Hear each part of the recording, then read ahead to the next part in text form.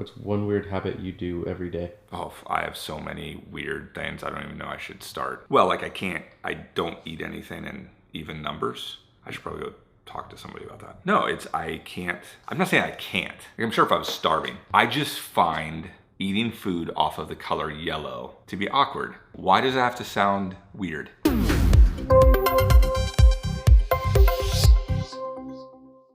Hello, adventure. You know, I heard a story one time about a family that was traveling on a train. It's one of those train cars where they were sharing it with multiple people. And it was a dad and his two kids. And there were several people sharing that train car. And the dad was just kind of staring out the window. And I don't know if you've ever had those kids who are just they are wild, hitting on the backs of people, and they were just going crazy. But yet the dad was just staring out the window. And so what started to happen is, I don't know if you've ever been in that situation where you're like, why doesn't he say something?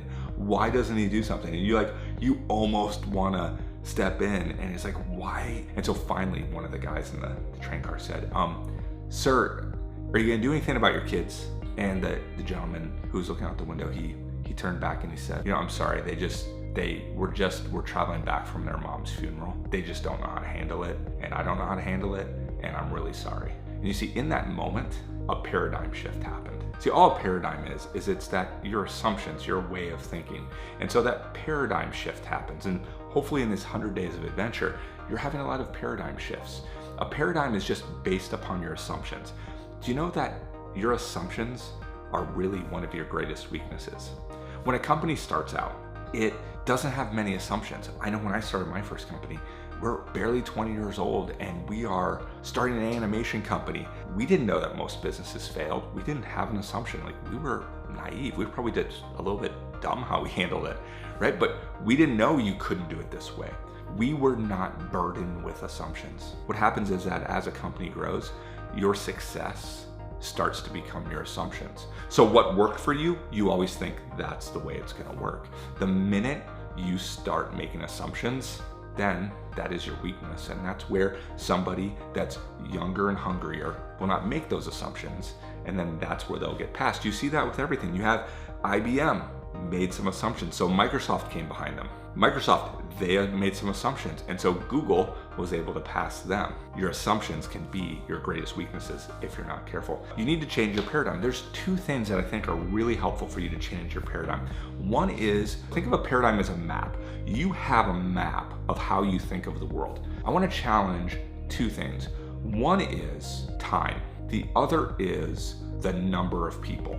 So what happens is, let's say we look at time and you say, I don't have time to do this. I don't have time to spend that hour. I don't have time. I don't have time. I don't have time. But I think it's because they have the wrong paradigm. They're making an assumption. So for example, this video, let's say it ends up being 5 minutes. Was it 5 minutes? It was 5 minutes for you, but it was also 5 minutes for me. So wasn't it really, in humanity, really was 15 minutes of time? But then what about the other people that watch it? This video right here, it's crazy to me to think that 10,000 people will watch this video. Is it 5 minutes or is it 10,000 5 minutes? Also think about it, is it the time spent or the effect it has? Sometimes taking 5 minutes, it happened to me today. I was at the DMV. I noticed that a lot of people were being rude to the lady at the front desk. I was doing my license, I was doing all that, and I noticed she was saying hello and she was being nice and had a smile, and just people were mean. So as I was going to leave, I just got back in line and I went to her and she said, what do you need? And I said, I don't need anything. I just wanted to tell you you're doing a good job. And she teared up. What did that's 20 seconds? Was that 20 seconds or did I impact 8 hours of a day? 20 seconds or was it 8 hours? And then what ripples does that have? So instead of, hey, I'm spending an hour having a meeting, maybe you should say, I'm gonna spend time with some kids who have 50 years of life ahead of them. I'm gonna spend time with a mom. I'm gonna spend time with a family. They're gonna have at least 30, 40, 50 years together of just that generation, then another generation. So instead of saying instead of saying an hour is an inconvenience, maybe I'd say, how could I not have time? the average one of you has 50 years of life ahead of you, and that there's 10,000 of you. Is this 5 minutes, or am I impacting 500,000 years of human history?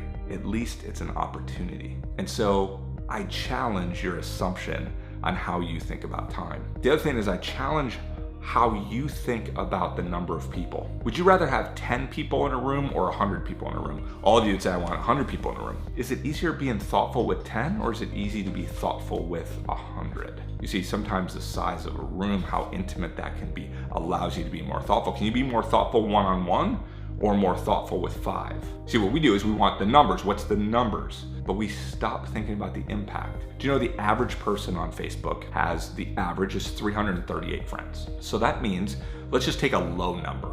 Let's just say it's 300. Then that means that when you spend time with somebody and you really can affect their life, did you spend time with one person, or did you really spend time with 300 people? Because if you have a bunch of people crammed in where you can't be thoughtful, are they gonna wanna share and retweet and tell their friends? Or if you're thoughtful, are they gonna wanna tell everybody about it? I don't have time to meet one-on-one with all these people. You don't have time to meet with somebody to impact the rest of their life. So for me, if I had 10 people that I could spend some time with and even give them a little bit extra time, and those 10 people really can feel valued, and I really can speak into their life, and then they can go out and each of them impact those 300 people, then potentially that's not 10 people, that's 3,000 people, versus this event that this launch, this whatever has 100 in it, who you're gonna do a PowerPoint, you're not gonna have interaction, you're not gonna really be able to have one-on-one time, you're not gonna remember any of their names long-term. How many people are they gonna each tell? Maybe they each tell 5. Now those 100 people impacted 500. I really wanna challenge your assumption, because on these group of people, those 10 people, through thoughtfulness and the right paradigm for influence and time, can impact 3,000. Versus these people here that you don't have as much time with, that you can't be as thoughtful, they maybe only impact 500. So challenge the way you see the world, because the fate of the world rests in your adventure, and it begins right now.